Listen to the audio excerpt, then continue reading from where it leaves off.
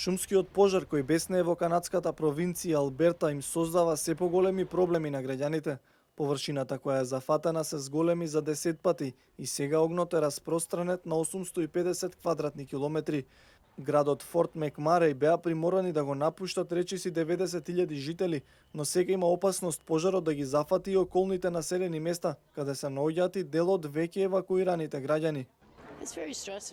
Навистина е стресно. Не знаеме што се е изгорено, а што не и кога ќе можеме да се вратиме.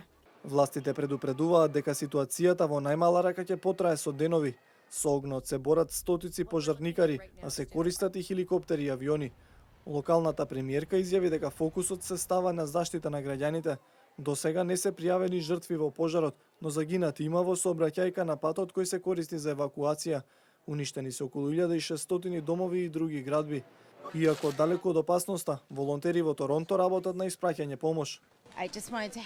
Едноставно сакав да помогнам, но не можеме да направиме многу. Овде се чувствуваме безпомошно, но нема поента да бидеме таму, бидејќи тие веќе имаат многу нешта со кои треба да се справат.